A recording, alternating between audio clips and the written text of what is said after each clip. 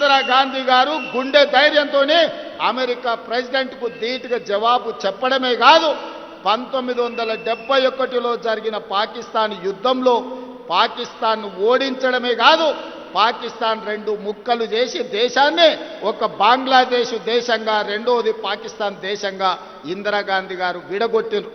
ఆనాడు పాకిస్తాన్ మన మీద దాడి చేయాలనుకుంటే ఉక్కు మహిళ ఇందిరాగాంధీ పాకిస్తాన్ యుద్ధంలో ఓడించడమే కాదు పాకిస్తాన్ని రెండు ముక్కలు చేసి బంగ్లాదేశ్ పాకిస్తాన్గా విడగొట్టి భారతదేశం వైపు కన్నెత్తి చూస్తే బొంద పెడతామని ఇందిరాగాంధీ గారు నిరూపించిన నాయకురాలు శ్రీమతి ఇందిరాగాంధీ మన కాంగ్రెస్ పార్టీ అధ్యక్షురాలు.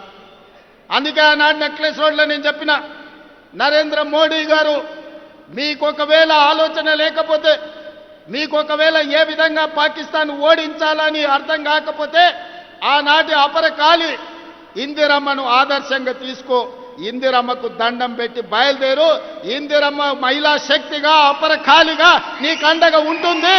ఇందిరాగాంధీ గారు చూపించిన మార్గంలో నువ్వు పాకిస్తాన్తో యుద్ధం చెయ్యి, 4 కోట్ల తెలంగాణ ప్రజల పక్షాన తెలంగాణ ముఖ్యమంత్రిగా నేను నీకు అండగా నిలబడతా అని చెప్పిన. ఆనాడు అందరికంటే ముందు అమరులైన చనిపోయిన పహల్గాం చలో చనిపోయిన భారతీయులకు క్యాండిల్ ర్యాలీ తెలంగాణ రాష్ట్రం మొట్టమొదట ర్యాలీ నిర్వహించింది. అదేవిధంగా యుద్ధం మొదలైన తర్వాత కేంద్ర ప్రభుత్వానికి నరేంద్ర మోడీకి అండగా నిలబడడానికి మొట్టమొదటి తిరంగా ర్యాలీ తీసి వేలాది మంది సైనికులను పోలీసులను ప్రభుత్వ ఉద్యోగస్తులను నెక్లెస్ రోడ్డు మీద కదం తొక్కించి ప్రధానమంత్రి మీరు యుద్ధం చేయండి మేము అండగా నిలబడతామని తెలంగాణ 4 కోట్ల ప్రజల తరఫున మనం తిరంగా ర్యాలీ తీసి అండగా నిలబడ్డాం. మరి నేను ఇవాళ బీజేపీ నాయకులను అడుగుతున్నా, మీకు కొంచెమైన ఆలోచన ఉందా? మీ చీము నెత్తురు రక్తం ఎక్కడికి పోయింది?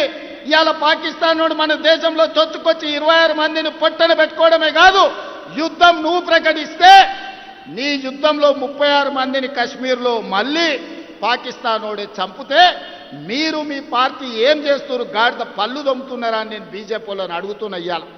ఇవాళ జరిగిన పరిణామాలు ఈ దేశంలో బీజేపీ చేస్తున్న రాజకీయాలను ఈ దేశ ప్రజలు ఆలోచన చేయాలి.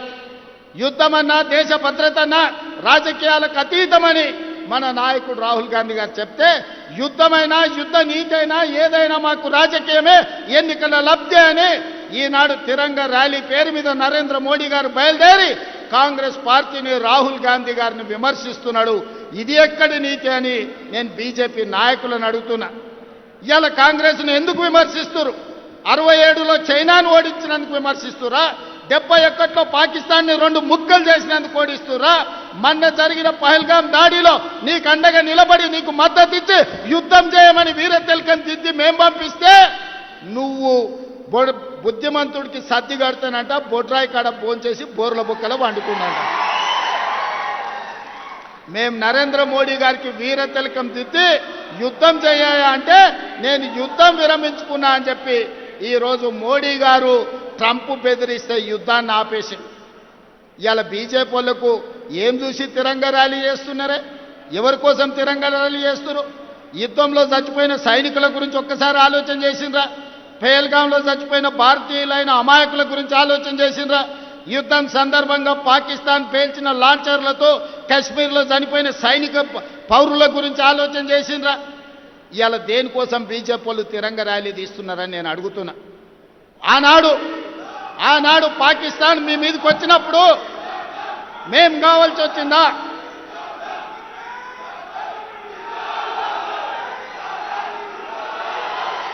ఆనాడు